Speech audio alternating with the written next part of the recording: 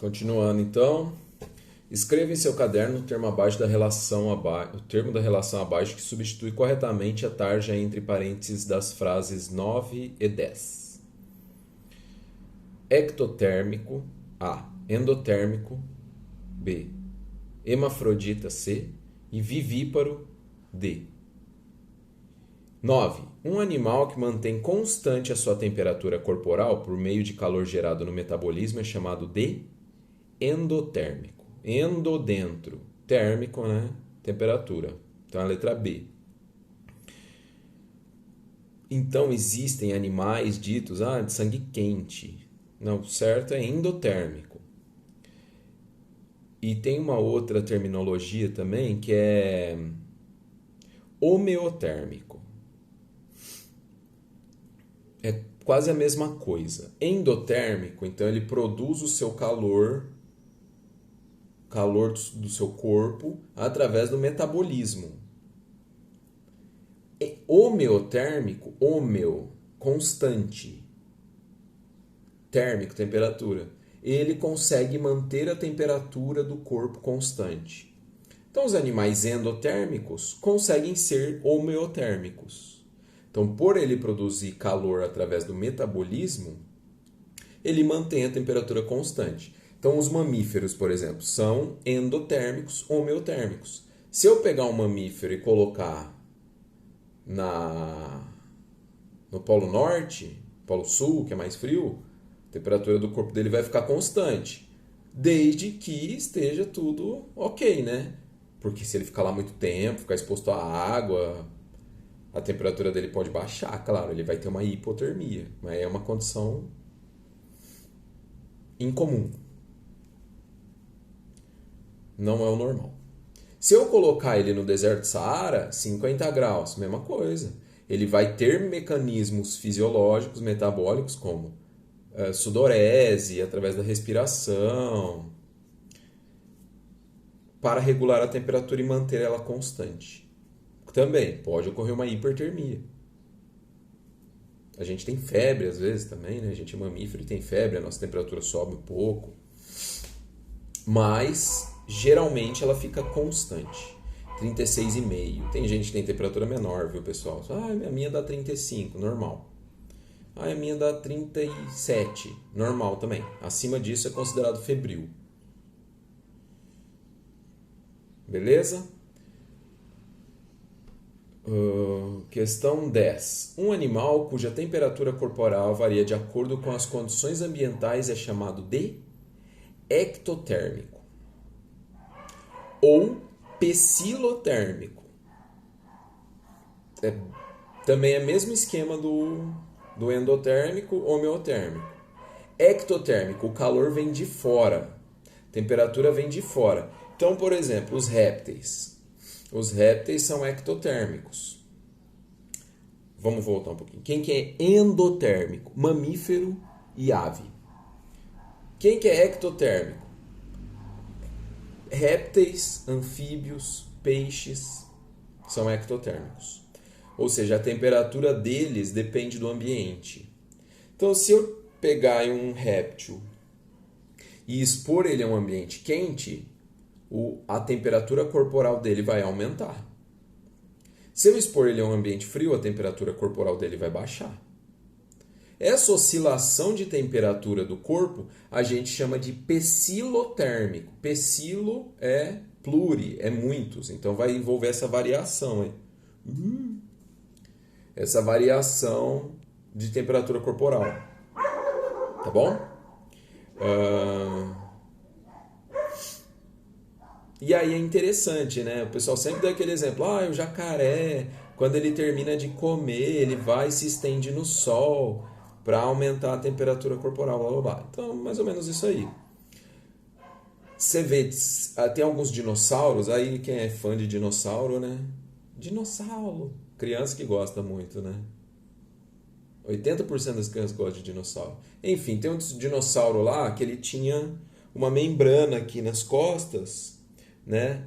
Então, uma estrutura, sustentação óssea que expunha lá uma membrana. Para quê? Para ele captar energia térmica. Tipo um painel solar. Ok? Porque aí a temperatura vai otimizar o metabolismo dele. Mas professor, então no frio ele morre? Ele não tem metabolismo? Ele hiberna? Não é bem assim. Por quê? O que é o metabolismo? Uma série de reações, mas basicamente é o funcionamento das enzimas,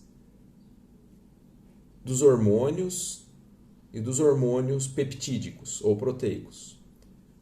Neurotransmissores, a insulina, hormônios do crescimento, são hormônios peptídicos. Então, o funcionamento das enzimas no organismo endotérmico, ele vai ter uma temperatura ótima de funcionamento. Então, abaixo dessa temperatura ela não funciona direito, tem uma temperatura ótima de funcionamento, e acima dessa temperatura ela desnatura. Então ela vai perdendo a sua função. Por proteínas em alta temperatura desnaturam. Perdem sua função, perdem sua forma, perdem sua função.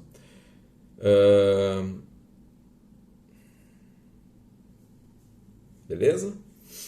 Então, qual que é a temperatura de funcionamento ótimo das proteínas, das enzimas humanas? Fácil, 36,5, que é a nossa temperatura corporal. Os répteis, eles vão ter diferentes enzimas que fazem a mesma coisa,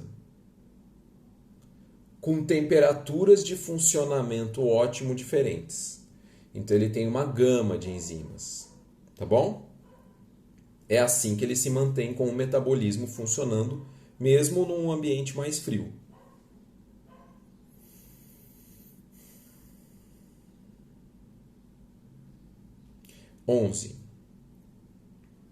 O termo peixe é usado. Uma vez eu estava lendo, nada a ver agora, mas uma vez eu estava lendo um texto do cara que fala da questão do usado e utilizado. Que o pessoal hoje em dia quer usar muito o isado. Né? Tipo assim, falar as coisas, foi utilizado. E usado tá correto também, entendeu? Eu prefiro usado, que é mais direto, né? O termo peixe é usado para designar animais aquáticos pertencentes ao grupo Agnatha, Chondrichthyes e Osteichthyes. Então, peixe é um termo amplo que envolve várias classes. Os agnatos são aqueles vertebrados, já tem vértebras, já tem crânio, que não tem mandíbula.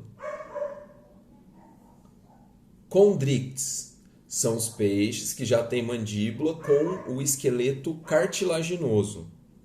E os Osteichthyes são os peixes ósseos. O seu esqueleto já é calcificado. Sobre a origem do esqueleto calcificado, tem aí uma série de teorias. Eu lembro de ter visto uma que era que o esqueleto calcificado surge porque o cálcio, pessoal, ele não é só para formar osso. Ele atua na contração muscular.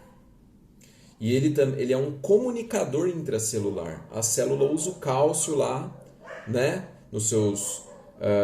nas bombas de íons, na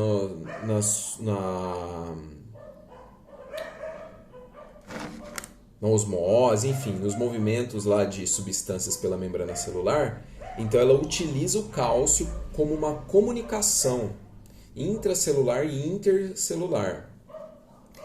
Então, o cálcio, ele está relacionado à transmissão do impulso nervoso e está relacionado à contração muscular. A contração dos nossos músculos ocorre por Nós temos lá uma parte da nossa célula que libera cálcio e aí ocorre a contração muscular.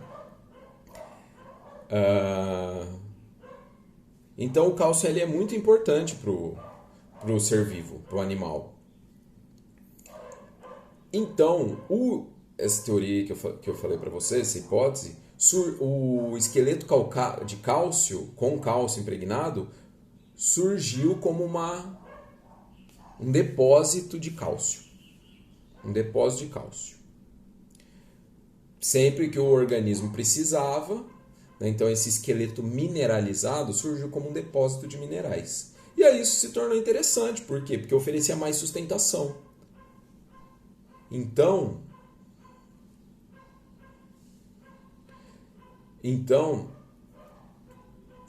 é aquele ganha-ganha, né?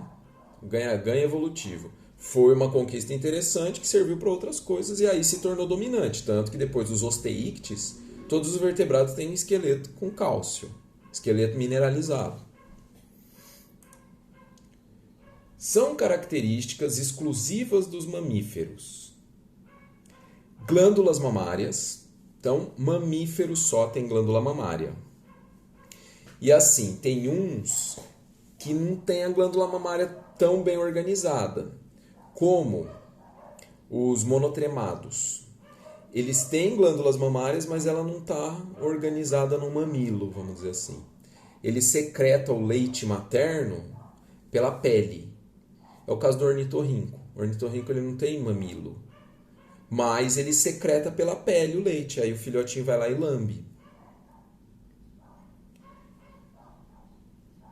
Pelos. Pelo é característico de mamífero.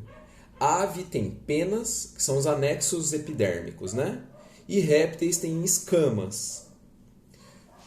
Tem uma origem evolutiva, embrionária similar, semelhante?